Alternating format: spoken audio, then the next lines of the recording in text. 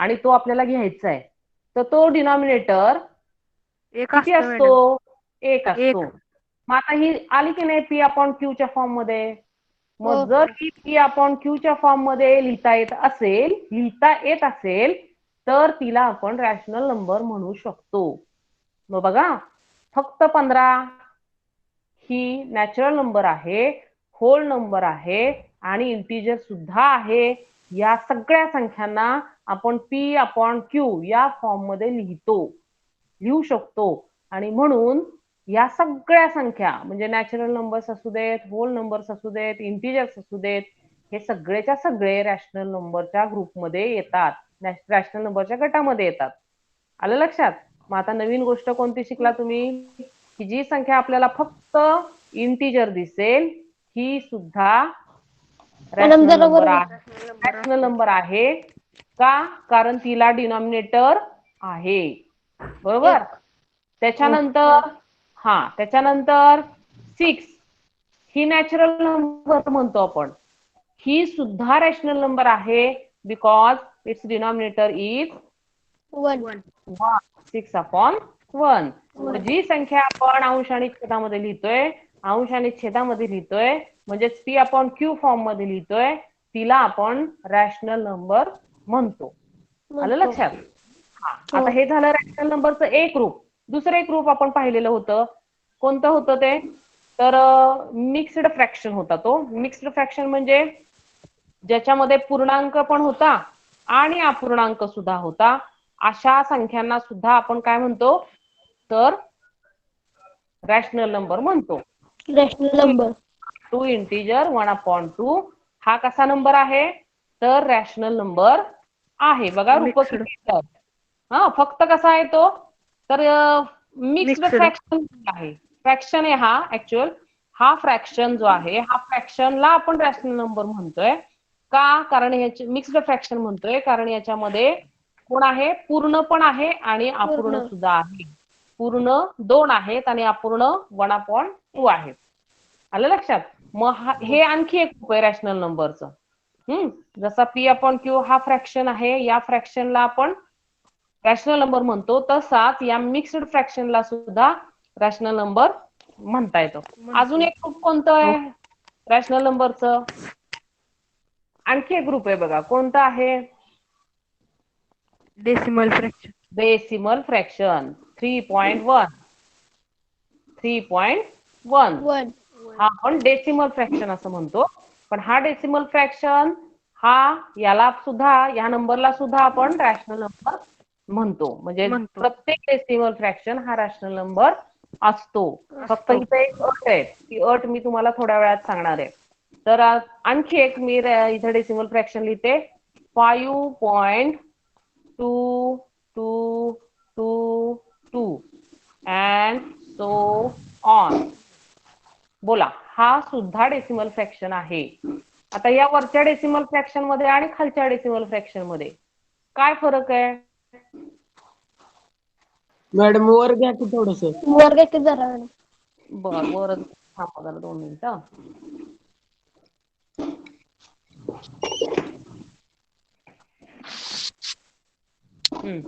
आता मला सांगा, कुठं दिसतंय तुम्हाला?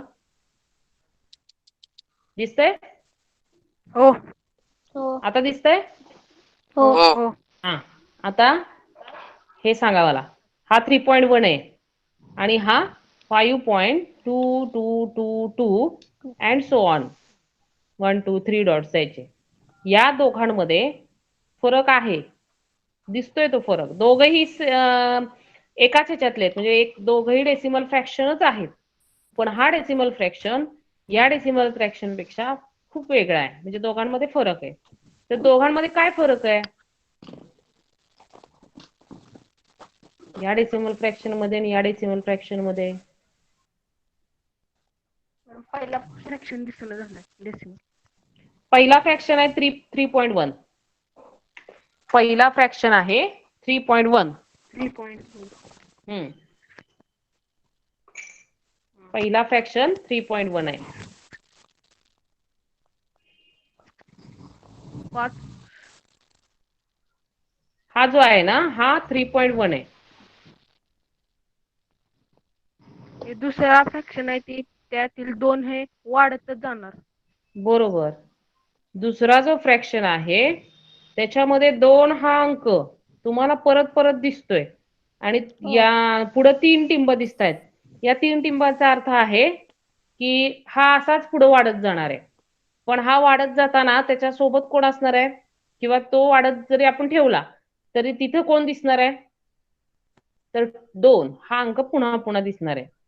आणखी बघा एक एक फरक कळाला की याच्यामध्ये हा फ्रॅक्शन वाढत जाणार आहे. मग याचा अर्थ काय होतो हा फ्रॅक्शन पुढे वाढणार नाही. नाही. का वाढणार नाही कारण याच्या पुढे 3 टिंबच दिलेले नाहीयेत. म्हणजे 3 डॉट असतील तर याचा अर्थ हा इथंच संपतोय पुढे वाढणार नाही. नाही. आणि इथं टिंब दिसतायत याचा अर्थ हा पुढे पुढे असाच वाढणार. वाढणार. आणि म्हणून या दोघांमधला पहिला जो आहे जो तुम्हाला 3.1 नंतर स्टॉप झालेला दिसतोय. स्टॉप म्हणजे टर्मिनेट होतोय तो, संपतोय तो, खंडित होतोय तो आणि म्हणून याला म्हणायचं टर्मिनेटिंग डेसिमल फ्रॅक्शन. कसा टर्मिनेटिंग टर्मिनेटेड डेसिमल फ्रॅक्शन. आणि हा मात्र पुढं कंटिन्यू तुम्हाला झालेला दिसतोय 3 डॉट मुळे, 3 टिंबांमुळे. म्हणून याला म्हणायचं नॉन टर्मिनेटिंग. बघा टर्मिनेटिंगचं स्पेलिंग काय टर्मिनेटिंग TERMINATING. टर्मिनेटिंग. आणि नॉन टर्मिनेटिंग म्हणजे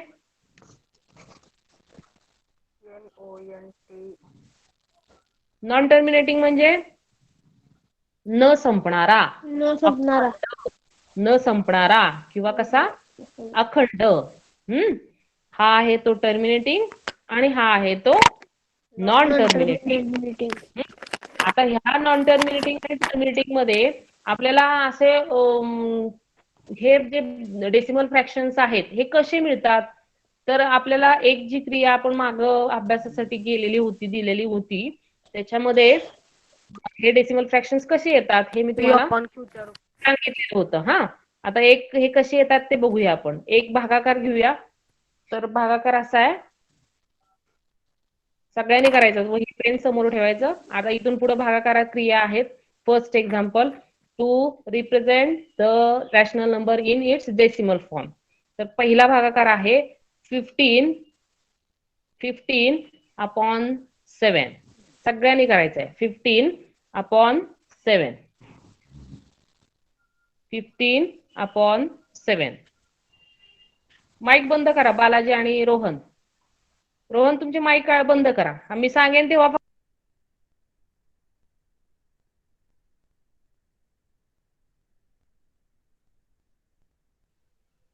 15/7.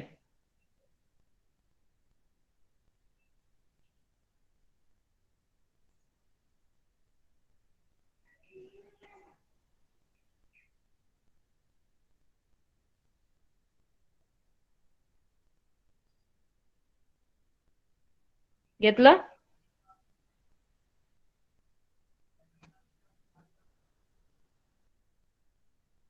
झालं. आता बघा सगळ्यांनी क्रिया केलेली आहे. याचं डेसिमल फ्रॅक्शन तुम्हाला काढायचंय. डेसिमल फ्रॅक्शन कसं काढतो आपण तर भागाकार ही क्रिया आपल्याला करता आली पाहिजे ती केली पाहिजे. मग भागाकार क्रिया कशी करायची हा किती आलाय मल्टिप्लिकेटिव्ह इन्व्हर्स करून 0.44066 डॉट डॉट असं येतंय का सगळ्यांनी बघा जरा असंच येतंय का सगळ्यांचं आलंय का ह्या छेदानं काही जणांचे मी अभ्यास बघितले त्यांनी उलट केलंय.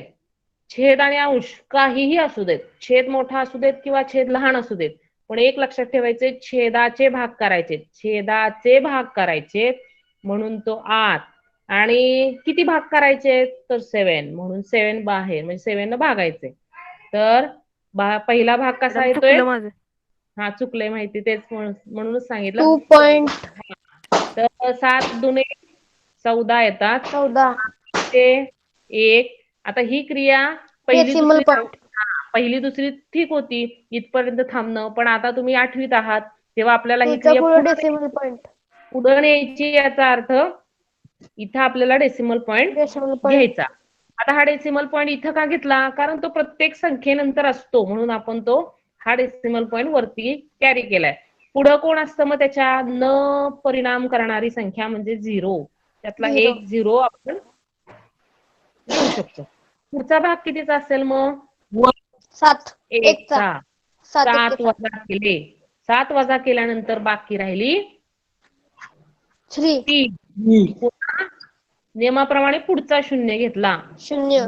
हा आता 30च्या पेक्षा लहान संख्या 7च्या पाड्यातली 28. 28. बरोबर. भाग कितीचा लागला? काही जणांनी भागच लिहिले नव्हते. 4चा. 4चा. 4चा. 7 चोक 28. 28. बाकी परत किती राहिली? 2. किती राहिली? 2. 30 मधून 28 गेले 2. 20 राहिले. 20 आले. आता 20 आल्यानंतर पुढं काय? पुढचा भाग द्यायचा. 2चा भाग. मग भाग लागला 2चा. आणि वजा किती करायचे? 14. 20 मधून 14 गेले. 20 मधून 14 गेले. किती राहिले? 6. 6. हा पुन्हा एक 0 घ्यायचा. आता भाग कितीचा लागेल? 56. बरोबर. भाग कितीचा लागेल मग? 8चा. 8चा. वजा किती करायचे? हा वजा किती करायचे? 56. 4. पुन्हा एक 0 घ्यायचं. पुन्हा 40च्या आतली संख्या शोधायची. किती येणार?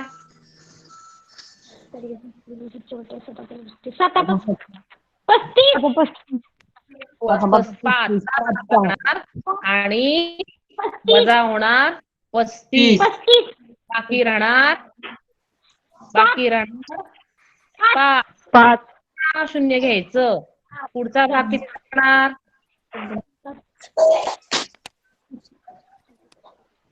42. 49. हा 49. 7च्या पाड्यातली 50 पेक्षा खूप जवळ असणारी लहान संख्या कोणती? 49. भाग कितीचा लागणार? 7. किती येणार? 49. किती येणार? 1. बरोबर. आता हा एक ओळखीचा वाटतोय का तुम्हाला? वाटतोय. कुठे गेलाय? याच भागाकारामध्ये मला इथे तो एक दिसतोय. याचा अर्थ काय होणार? की पुन्हा एकदा त्याच क्रमानं भागाकारामध्ये हेच अंक तुम्हाला पाहायला मिळणार. आणि आता हेच आपल्याला आपण याचा भागाकार पुढचे भाग सांगू शकतो. कोण असेल या भागाकारामध्ये? तर 2.142857. पुन्हा 1.42857. 3 बदायचे. किती लिंब द्यायचे? 3 लिंब द्यायचे. आलं लक्षात? याचा अर्थ काय? हा सुद्धा डेसिमल फ्रॅक्शन म्हणजे 15/7 डेसिमल फॉर्म काय आहे? 2.142857 रिकरिंग याचा अर्थ हाच ग्रुप तुम्हाला परत एकदा त्या भागाकार आहे. आणि जो परत येतो त्याला म्हणायचं रिकरिंग. काय म्हणायचं? रिकरिंग. हा आहे नॉन टर्मिनेटिंग. नॉन टर्मिनेटिंग म्हणजे हा न संपणारा, अखंड आहे. न संपणार आहे, अखंड आहे. आणि काय दुसरी गोष्ट याच्यामध्ये काय करते? तर एक अखंड अंकांचा ग्रुप परत दिसतोय. माईक बंद करा. मी जेव्हा सांगेन तेव्हा ऑन करा बरं का, कारण आवाज बाकीचे येत आहेत तुमचे. ओके. आता मला वाटतंय तुम्हाला 2 गोष्टी कळाल्या असतील. डेसिमल फ्रॅक्शन मध्ये आपण डेसिमल फॉर्म कसे कसे पाहिले? पहिला संपणारा, खंडित होणारा म्हणजे टर्मिनेटिंग. दुसरा अखंड म्हणजेच नॉन टर्मिनेटिंग. आणि याच्यामध्ये सुद्धा कसा बघितलाय? तर कदाचित एखादा अंक परत येईल किंवा एक अखंड अंकांचा गट तुम्हाला परत दिसेल त्या भागाकारामध्ये. आणि म्हणून याला आपण म्हणतो नॉन टर्मिनेटिंग. हा डेसिमल फ्रॅक्शन हा जसा नॉन टर्मिनेटिंग आहे तसा हा सुद्धा नॉन टर्मिनेटिंग आहे.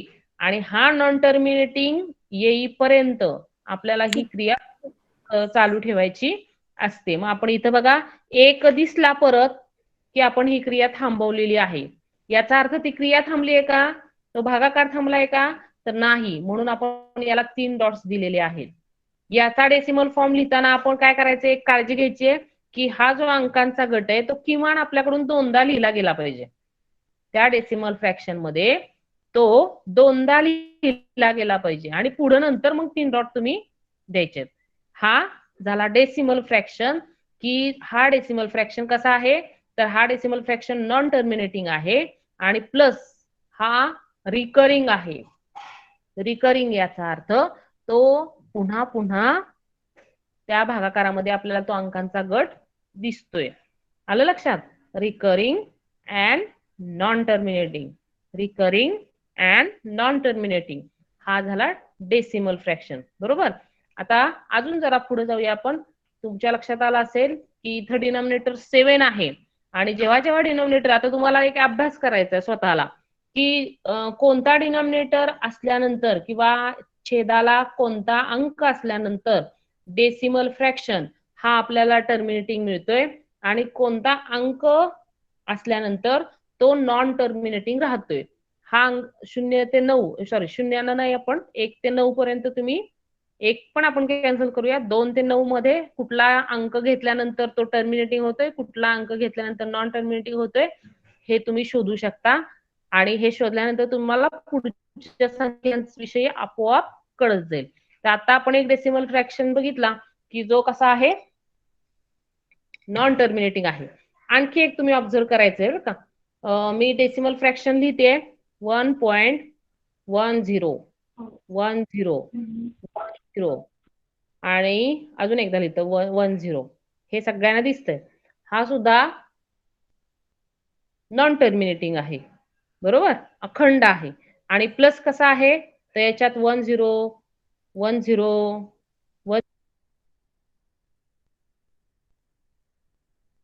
मॅडम तुमचा आवाज म्यूट केलाय. मॅडम आवाजही नाही तुमचा. केलं कोणी? तनिष. तनिष आपल्याला म्यूट करायचं असेल तर पहिल्यांदा आपण कुठं आहोत त्या ह्याच्यामध्ये ते बघायचं. मॅडम झाला तो लेफ्ट तनिष. झाला का? छान. आला की जॉईन. आला जॉईन झाला. ठीक आहे. तनिष आता काळजी घ्यायची, मला म्यूट करायचं नाही. तुला जर म्यूट स्वतःला करायचं असेल तर तू काय करणार, तुझं नाव शोधणार त्या लिस्ट मध्ये, तिथं जाणार, तिथं टच करणार, मग ते तुझ्या स्क्रीनवर तू दिसणार, मग तो माईक ऑफ करायचा. मी असताना मला जर तू ऑफ केलं तर माझा आवाज आपोआप बंद पडेल. आता मला ती काळजी घेतली पाहिजे. ठीक आहे. तर हा एक डेसिमल फ्रॅक्शन आहे आणि अजून एक डेसिमल फ्रॅक्शन मी लिहिते 3.1265238 and so on. दोन्ही दिसतायत व्यवस्थित ना? हो. काळजीपूर्वक बघा दोघांच्याकडे पण, वरच्या आणि खालच्याकडे. दोघही डेसिमल फ्रॅक्शन आहेत. दोघही नॉन टर्मिनेटिंगच आहेत. पुढे 3 डॉट मी वर पण दिलेत आणि 3 डॉट मी खाली पण दिलेत. म्हणजे दोघही कसे आहेत, नॉन टर्मिनेटिंग. म्हणजे दोन्ही गोष्टी पूर्ण केल्यात, डेसिमल आणि नॉन टर्मिनेटिंग. तिसरी गोष्ट बघा, तिसरी गोष्ट आता मी नवीन सांगितली. कोणती तिसरी गोष्ट मी कोणती सांगितली? हे अंक 2दा लिह. रिकरिंग. आणखी एक गोष्ट रिकरिंग.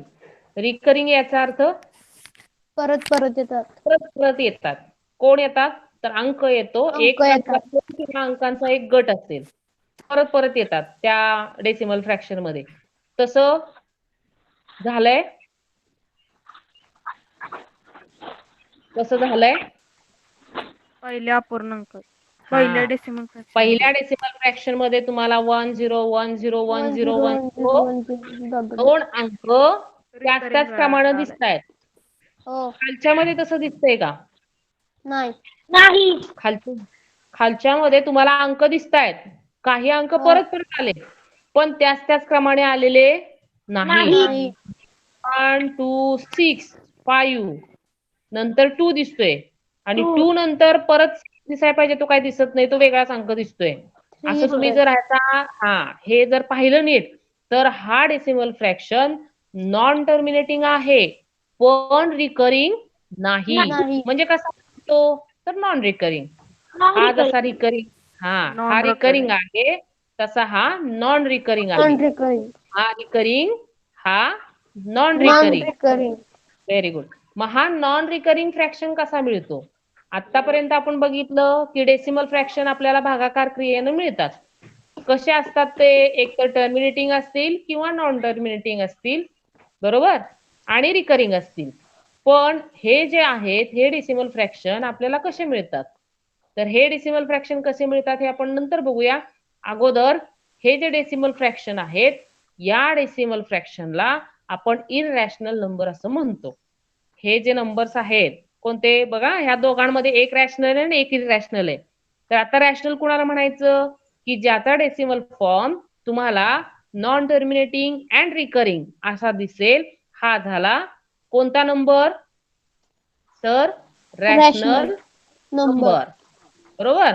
आणि आता तुम्हाला दुसरी गोष्ट, ज्याचा डेसिमल फॉर्म तुम्हाला non terminating and non recurring दिसेल, आलं लक्षात?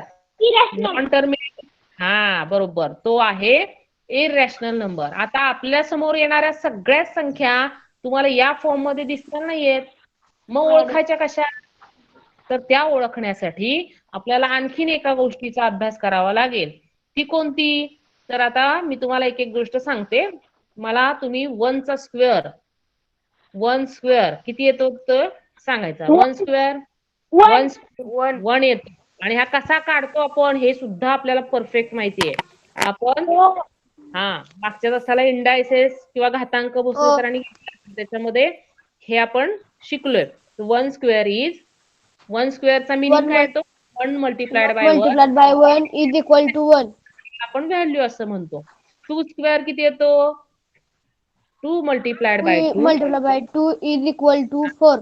याला आपण म्हणतो व्हॅल्यू, याला आपण म्हणतो मिनिंग. मिनिंग माहिती असल्याशिवाय तुम्ही याची व्हॅल्यू शोधू शकत नाही. तसा 3 square, 3 multiplied by 3 multiplied is equal to 9. आलं लक्षात? आता जरा पुढची गोष्ट नीट ऐका. हे आवाज कुणाच्या तरी घरातून येतोय, बरं ऐका. नीट ऐका. आपण इथं स्क्वेअर जसे काढलेत ना, तसं उलट क्रम करायचा. आता उलट क्रम याचा अर्थ मला तुम्ही सांगायचंय, हा जो 1 आहे स्क्वेअर आहे, याला आपण काय म्हणतो? स्क्वेअर नंबर किंवा परफेक्ट स्क्वेअर. काय म्हणतो? शब्द लक्षात ठेवा, परफेक्ट स्क्वेअर, पूर्ण संख्या. परफेक्ट स्क्वेअर, पूर्ण वर्ग संख्या मराठीत म्हणतात. कसल्या संख्या? पूर्ण वर्ग संख्या. कोण आहे? 1 आहे, 1 नंतर 4 आहे, 4 नंतर 9 आहे, अशा पुढच्या संख्या येईल. पुढची कोण? 12, 16, 16 त्याच्या पुढची कोण? 25, 25 त्याच्या पुढची कोण? 36, 36 त्याच्या पुढची कोण? 49, 49 त्याच्या पुढची कोण? 64, त्याच्या पुढची कोण? 64 त्याच्या पुढची कोण? 81 बरोबर. त्याच्या पुढची कोण? 100 त्याच्या पुढची कोण? 121, 121 त्याच्या पुढची कोण? 100, बघा, स्क्वेअर पार्ट पाहिजे स्कॉलरशिप.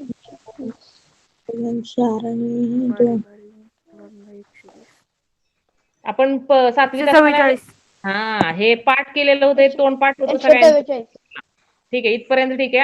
आता रिव्हर्स ऑर्डर करायचे. म्हणजे मला हे स्क्वेअर कसे शोधतात हे माहित झालंय. तुम्ही मला आता शोधून दाखवलेत इन्स्टंट. 1 नंतर तुम्ही 25, 36, 49 सांगितलेत. आता हे जे आहेत ह्या सगळ्यांना आपण परफेक्ट स्क्वेअर म्हणतो. का म्हणतो परफेक्ट स्क्वेअर? कारण या सगळ्या संख्या आपल्याला कुणाचा तरी वर्ग करून मिळालेले असतात, म्हणून ह्या परफेक्ट स्क्वेअर आहेत. याचा अर्थ जर मी तुम्हाला उलट विचारलं की 1 हा कुणाचा स्क्वेअर आहे, तर तुम्ही मला लगेच उत्तर देणार प्रणाली, बरोबर? कुणाचा आहे तर तो 1 चा आहे. 4 हा कुणाचा स्क्वेअर आहे प्रणाली, तर प्रणाली काय म्हणणार? 2 चा.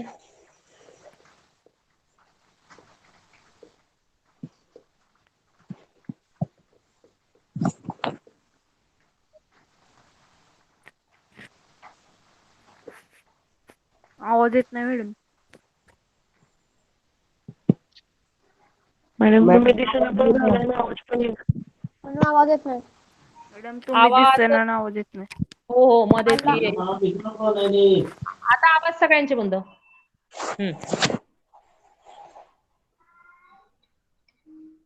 बर आता परत कंटिन्यू करूया. मध्ये रेंज वगैरे असतो, प्रॉब्लेम असतो, तेव्हा ती गेली असेल. आता परत कंटिन्यू करूया. नीट बघा. आपण इथपर्यंत आलतो. आता लिंक तोडायची नाही. मी जसं सांगते तसं सगळ्यांनी व्यवस्थित मेंदूमध्ये ती क्रिया तशी सुरू ठेवायची आहे. 1 हा 1 चा स्क्वेअर आहे, 4 हा 2 चा स्क्वेअर आहे, 9 हा 3 चा स्क्वेअर आहे, 16 हा 4 चा स्क्वेअर आहे, 25 हा 5 चा स्क्वेअर आहे, 36 हा 6 चा स्क्वेअर आहे आणि 49 हा कोणाचा स्क्वेअर आहे प्रणाली? 7 चा स्क्वेअर आहे. आता हे मी जसं उलट म्हणते तसं मला हेच सरळ शब्दामध्ये सांगायचं असेल तर माझ्याकडं असा कोणता शब्द आहे, तर असा शब्द आहे स्क्वेअर रूट. म्हणजे मी याला जसा स्क्वेअर म्हणतेय, 1 हा स्क्वेअर आहे, 4 हा स्क्वेअर आहे, 9 हा स्क्वेअर आहे, 16 हा स्क्वेअर आहे, तसे हे जे आहे ते कुणाचे आहे, त्यांना म्हणायचं स्क्वेअर रूट. म्हणजे स्क्वेअर रूट. 1 चं स्क्वेअर रूट काय मग? वर्गमूळ. 1 चं स्क्वेअर रूट काय? 1 चं स्क्वेअर रूट काय? 1. Square root of 4 is 2. कारण मला माहितीये 4 हा 2 चा वर्ग आहे. 4 हा 2 चा वर्ग आहे. वर्ग आहे. आणि म्हणून 4 चे वर्गमूळ 2 आहे. 2. मध्ये हीच क्रिया ठेवायची. 4 हा 2 चा वर्ग आहे म्हणून 4 चे वर्गमूळ 2 आहे. 2 आहे. 9 चे वर्गमूळ 3. 4 चे वर्गमूळ 16 चे वर्गमूळ 4. 25 चे वर्गमूळ 5. 36 चे वर्गमूळ 6. आता स्क्वेअर रूट ऑफ 49 इंग्रजीमध्ये सांगायचं. Square root of 49 7. Square root of 64 8. Square root of 81 9. Square root of 100 10. Square root of 121 11.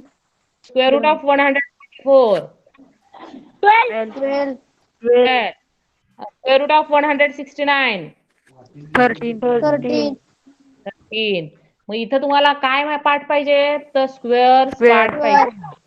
आणि स्क्वेअर्स पाठ असतील तर तुम्ही सांगू शकता. आता एक विचार केला का, मी तुम्हाला ज्या ज्या संख्यांचं स्क्वेअर रूट विचारलं त्या त्या संख्यांचं तुम्ही स्क्वेअर रूट मला सांगितलं. मग square root of 1 is 1, square root 4 is 2. पण मला आता तुम्ही सांगायचंय जर मी स्क्वेअर रूट 1 1 म्हणत असेल, स्क्वेअर रूट 4 2 म्हणत असेल, तर what is the square root of 2? याचं स्क्वेअर रूट काय असेल? What is the square root of 3? याचं स्क्वेअर रूट काय असेल? What is the square root of 5? याचं काय असेल? मी काय सांगते ते नीट लक्षात घ्या. मी 1 सांगू शकते किती आहे? 1.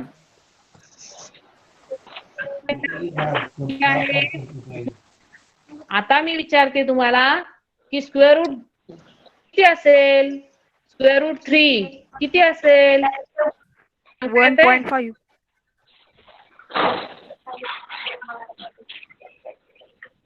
किती असेल?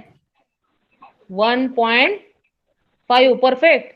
बघा नीट, मी परत एकदा सांगते. ह्या दोघांकडेच नीट बघा. Square root of 1 is 1, square root of 4 is 2, square root of 1 is 1, square root of 4 2. आता मला सांगा स्क्वेअर रूट आणि स्क्वेअर रूट 3 चे सांगताना तुम्ही 1 आणि 2 याच्यामध्ये आहे हे सांगताय, पण एक्झॅक्ट 1.5 करा बघू. 1.5 इंटू 1.5 2 येते का बघूया. येईल? नाही सांगता येत. म्हणजे हे जे स्क्वेअर रूट्स आहेत हे सांगता येणारच नाहीत असं अजिबात नाही, पण ते आपल्याला शोधावी लागतील. आणि हे शोधण्यासाठी आता सध्या मी तुम्हाला एक सोपी गोष्ट सांगते. सोपी गोष्ट कोणती आहे? हा तास संपल्यानंतर आपला मोबाईल घ्यायचा, त्याच्यात कॅल्क्युलेटर हा ऑप्शन असतो बघा. असतो का? आहे का सगळ्यांच्याकडे मोबाईल? हो. त्याच्यामध्ये कॅल्क्युलेटर असतो. त्या कॅल्क्युलेटर मध्ये तुम्ही काय करायचं, स्क्वेअर रूटचं साइन शोधायचं पहिल्यांदा. स्क्वेअर रूटचं साइन शोधल्यानंतर पहिल्यांदा ते साइन सापडल्यानंतर 2 नंतर ते स्क्वेअर रूटचं साइन प्रेस करायचं. नंतर तुमच्या स्क्रीनवर जे येईल तो नंबर याच्या पुढे लिहायचा. हा, इथे लक्षात कराल ते. हो. आणि हा आता हे ऍक्टिव्हिटी आहेत, हे तुम्ही असं तुम्ही कुठपर्यंत जायचंय? स्क्वेअर रूट 2, स्क्वेअर रूट 3, ज्याचं मला स्क्वेअर रूट सांगता येत नाही या मधल्या संख्यांचं, म्हणजे 1 आणि 4 च्या मध्ये 2 आणि 3 आहे, 4 आणि 9 च्या मध्ये 5, 6, 7, 7, 8 8. आहे, ज्याची स्क्वेअर रूट मला शोधायची आहे. 9 आणि 16 च्या मध्ये सुद्धा आणखी संख्या आहेत. 9, 10, 11, 12, 13, 14, 15 पर्यंत संख्या आहेत. मग मी आज कॅल्क्युलेटरचा वापर करून square root 2, square root 3, square root 5, square root 6, square root 7, square root 8, square root 10, square root 11 किती झाले? 1, 3, 4, 5, 6, 7, 8, स्क्वेअर रूट 12, स्क्वेअर रूट किती झाले आता? बस झालं. एवढ्याच संख्या तुम्ही शोधा. कसं शोधणार सांगा? पहिल्यांदा मोबाईल मध्ये कॅल्क्युलेटरचा जो ऍप आहे ते उघडायचं, त्याच्यामध्ये स्क्वेअर रूट साइन पहिल्यांदा शोधायचं, ते आहे तिथं.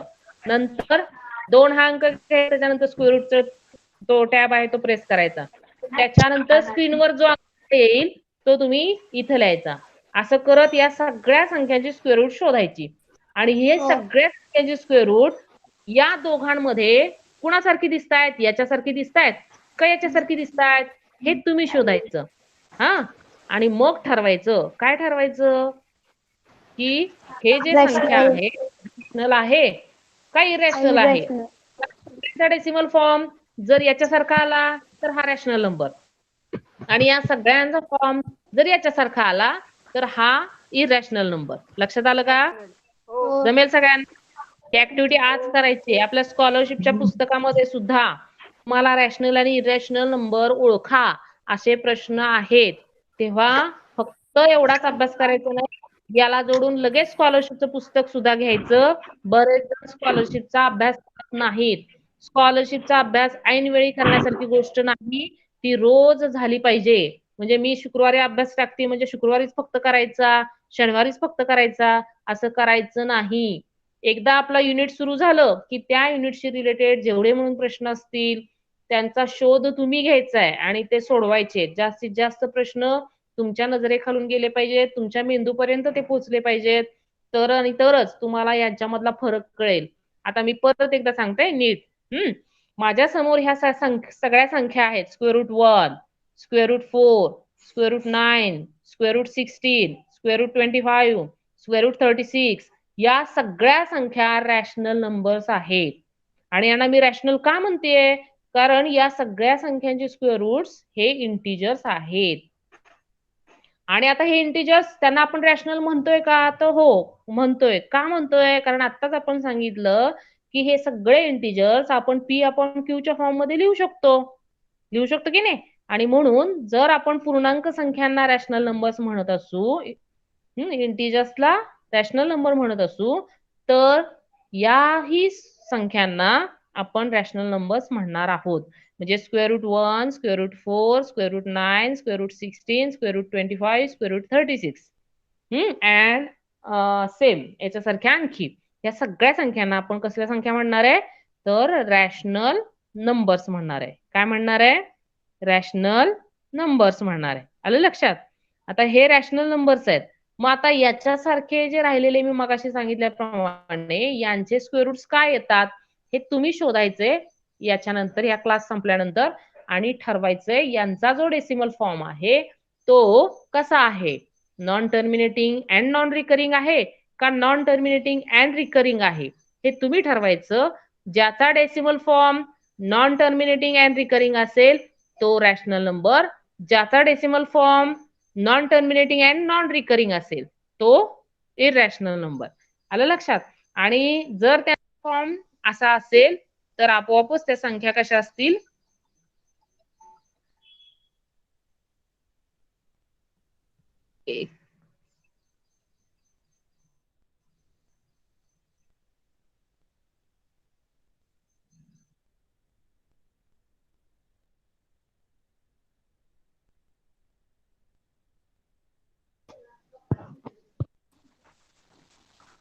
मॅडम गेल्या.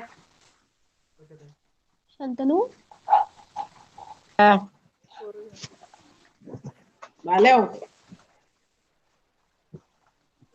ए वर्दे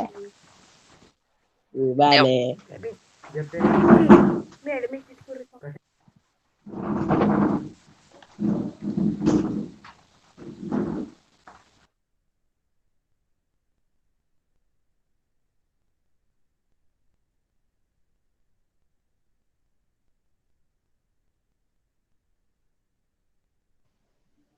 बाल्या गणपती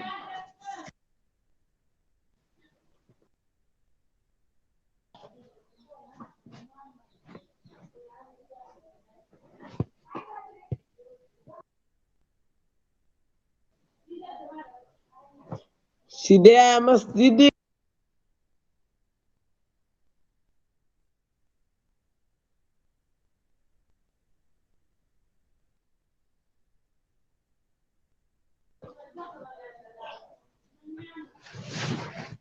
बाल्या काहीतरी बोलला का?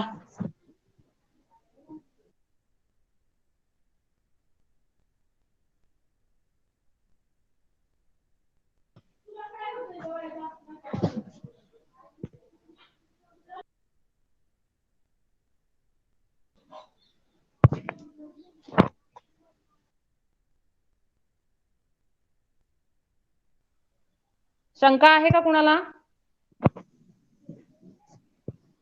वरद बोला वरद. नाही मॅडम. हा, आता तुम्हाला फरक कळाला रॅशनल आणि इरेशनल मधला? हो हा, आता तुम्हाला आजचं काम आहे ते मी वेगळं देणार आहे. हे तुमचं क्लास, ऑनलाईन क्लास, हे ग्रुपवर नाही टाकायचं. हे तुम्ही स्वतः फक्त पाहायचंय, करून पाहायचंय. आणि मी मुद्दामून तुम्हाला मोबाईल कॅल्क्युलेटर वापरा असं सांगितलेलं आहे, कारण तुम्हाला कळेल की आता आपण हे प्रत्यक्ष काढणारच आहोत, पण त्याच्या अगोदर हे कॅल्क्युलेटरवर जे येतात डेसिमल फॉर्म हे या पद्धतीने येत असतील तर अशा संख्यांना आपण इरॅशनल म्हणतोय. इरॅशनल म्हणायचं का रॅशनल हे तुम्ही शोधणार आहे. पण ज्यांचे स्क्वेअर रूट आपण परफेक्ट सांगू शकतोय त्या सगळ्या संख्या कशा आहेत? रॅशनल नंबर आहेत. जमेल का सगळ्यांना करायला? आता पुढची गोष्ट, आणखीन एक राहिलंय. थांबा, एक 5 मिनिटं आहेत अजून. लगेच लेफ्ट व्हायचं नाहीये कुणी. का झालेत सगळे? हा, ऐका आता. पुढची ही संख्या जी आहेत, आपण आतापर्यंत काय काय दाखवलो? तर सगळे इंटिजर्स, सगळे नॅचरल नंबर, सगळे होल नंबर, हे आपण कशावर दाखवलेत? नंबर लाईन वर दाखवलेत. असेच आपण रॅशनल नंबर सुद्धा त्या नंबर लाईन वर दाखवलेले आहेत. आता मला सांगा, हे square root 2, square root 3, square root 5 हे नंबर लाईन वर दाखवता येतील का? नंबर लाईन संख्या आहेत ना. आता मला हे स्क्वेअर रूट 1 त्याची व्हॅल्यू मला माहितीये 1, तो मी नंबर लाईन वर दाखवू शकतो. म्हणजे 1 जर मी नंबर लाईन वर दाखवू शकत असेल तर स्क्वेअर रूट 1 सुद्धा मी नंबर लाईन वर दाखवू शकते. त्याच्यानंतर 2 हा जर मी नंबर लाईन वर दाखवू शकत असेल तर स्क्वेअर रूट 4 हा सुद्धा मी नंबर लाईन वर दाखवू शकते. जिथं 2 आहे तिथं फक्त स्क्वेअर रूट 4 लिहिणार. जिथं 3 आहे तिथं मी स्क्वेअर रूट 9 लिहिणार. तसं square root 2, square root 3, square root 5, square root 6 ह्या सगळ्या संख्या मी नंबर लाईनवर दाखवू शकते का? हो. तर दाखवू शकते. आणि हे दाखवण्यासाठी काय करायचंय? सगळ्यांनी आता 5 मिनिटं राहिलेत, पण आपलं हे युनिट पूर्ण होण्यासाठी ते गरजेचं आहे. तर सगळ्यांनी काय करायचं? पट्टी पेन्सिल हातात घ्यायची पटकन.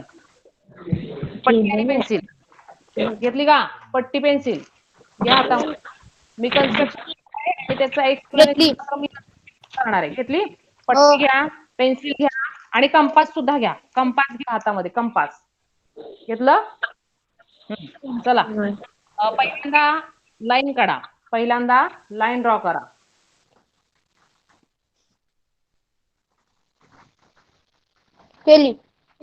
केली. या लाईनवर आपण जशी नंबर लाईनवर काय करतो? पॉइंट्स घेतो. तसा पॉइंट कुठला घ्यायला पाहिजे? स्टार्टिंग पॉइंट म्हणजेच ओरिजिन. माझी दिसते का रे स्क्रीनवर हे? हा नाही दिसत. मी अजिबात दिसत नाही. आता दिसतोय? दिसतंय. हा ओके. याला आपण काय म्हणूया? 0 ओरिजिन. आता मला डिस्टन्स घ्यायचंय 1 युनिट. त्याची उत्तरं तुम्ही शोधायची ना. याचं मला 1 युनिट डिस्टन्स घ्यायचंय. 1 युनिट म्हटलंय मी, 1 सेंटीमीटर नाही. मला स्क्वेअर रूट 2 ही संख्या दाखवण्यासाठी 1 युनिट डिस्टन्स घ्यायचंय. आता हे 1 युनिट डिस्टन्स मी जरा सफिशियंट घेणार आहे. सफिशियंट म्हणजे जरा लार्ज घेणार आहे. तर हे लार्ज डिस्टन्स मी समजा घेतलं 3 सेंटीमीटरचं. हे झालं माझं किती युनिट डिस्टन्स? 1 unit distance. इथं मी किती लिहिणार? तर हे 1 युनिट आहे म्हटल्यानंतर हे 1. इथं जी संख्या असणार ती स्क्वेअर रूट 1 असणार आहे. किती असणार आहे? स्क्वेअर रूट 1 असणार आहे. मला स्क्वेअर रूट 2 दाखवायचे आणि हे स्क्वेअर रूट 2 दाखवण्यासाठी मला या पॉइंट जवळ परपेंडिक्युलर ड्रॉ करायचंय. काय करायचंय? परपेंडिक्युलर ड्रॉ करायचंय. हा परपेंडिक्युलर असण्यासाठी ही लाईन या लाईनला मॅच करून बरोबर 90 डिग्री अँगल होईल अशी एक लाईन, असा एक रे मी या पॉइंट जवळ काढणार आहे. काढला? सगळ्यांनी काढला का? हा रे काढलाय बघा. किती डिग्रीचा अँगल करतोय हा रे या पॉइंट जवळ? तर 90 डिग्रीचा करतोय. 90 डिग्रीचा अँगल करतोय. आता या रेवर तुम्हाला सेम 1 युनिट डिस्टन्स घ्यायचंय. 1 युनिट डिस्टन्स म्हणजे काय? तर या पॉइंट पासून ते आपण डिक्लेअर केलंय या पॉइंट पर्यंत. असे तुम्ही पुढे पण पॉइंट्स वाढवू शकता 1 युनिट डिस्टन्सचे. हे 2 युनिट डिस्टन्स. आणि याच्या पुढे आता इकडे नाहीये, पण इकडे घेते मी. हे -1 होईल. हे पुढचं डिस्टन्स, पुढचा पॉइंट 2 ही संख्या दाखवेल. हा लेफ्ट साइडचा पॉइंट आहे, हा -1 दाखवेल. आता हा 1 युनिट डिस्टन्स आहे माझं या पॉइंट पासून ते या पॉइंट पर्यंत. सेम एवढंच डिस्टन्स मी या रेवर घेणार. घेतलं? सगळ्यांनी घेतलं का? सगळ्यांनी घ्या. सेम एवढंच डिस्टन्स मी या रेवर घेणार. हा माझा पॉइंट. हे जेवढं डिस्टन्स आहे तेवढंच हे डिस्टन्स आहे. आता त्याच्यानंतर बघा, इथून इथपर्यंत 1 युनिट आणि इथून या पॉइंट पर्यंत सुद्धा 1 युनिट डिस्टन्स. याला आपण ए म्हणूया, याला आपण बी म्हणूया आणि याला म्हणूया ओ. हा पॉइंट ओ आहे. आता हा पॉइंट ओ आणि हा पॉइंट बी जोडा.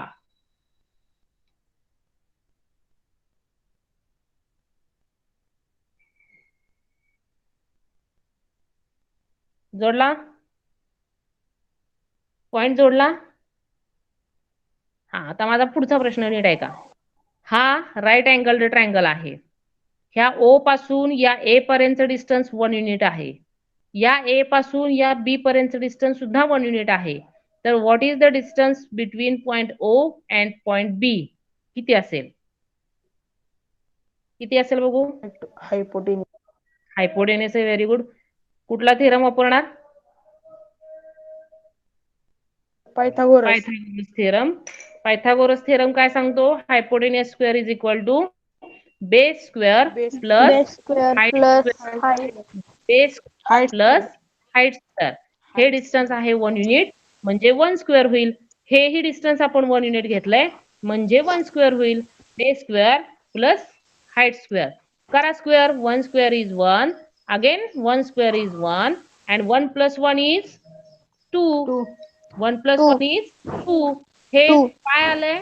तर व्हॅल्यू आली आहे कोणाची या ओबी ओबी स्क्वेअरची. ची ओबी OB स्क्वेअर स्क्वेअर जर 2 येत असेल तर ओबी किती असेल तर ओबी असेल याचं स्क्वेअर रूट. कुणाचं स्क्वेअर रूट 2 चं स्क्वेअर रूट. 2 च बरोबर ते किती असणार आहे तर स्क्वेअर रूट 2 कारण त्याचं आपल्याला सांगता येत नाही. नाही. म्हणजे थोडं हे डिस्टन्स किती झालं तर हे डिस्टन्स झालं स्क्वेअर रूट 2. आता एवढंच डिस्टन्स आपण कंपास मध्ये घ्यायचंय स्क्वेअर रूट 2 इतकं डिस्टन्स कंपास मध्ये घ्यायचंय आणि या नंबर लाईनवर आपण हे डिस्टन्स जर स्क्वेअर रूट 2 असेल तर याच्या एवढंच डिस्टन्स आपण या नंबर लाईनवर ओ पासून या पॉइंट पर्यंत घेऊ शकतो आणि हा जो पॉइंट येईल या पॉइंटला म्हणायचं स्क्वेअर रूट 2. ह्या पॉइंटचा कोऑर्डिनेट काय असेल स्क्वेअर रूट 2. जमेल सगळ्यांना हा मग आजचा अभ्यास मी पाठवतेच थोड्या वेळात. ही कन्स्ट्रक्शन नीट करून घ्या जर केली नसेल तर. 11 वाजून 1 मिनिट झालाय आता लेफ्ट व्हायला हरकत नाही. लेफ्ट व्हायला हरकत नाही.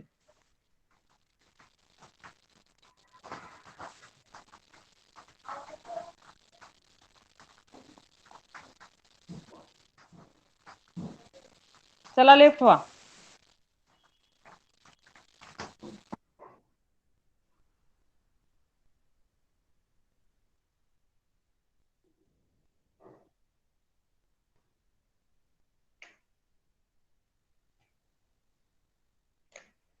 प्रणाली लेफ्ट व्हा.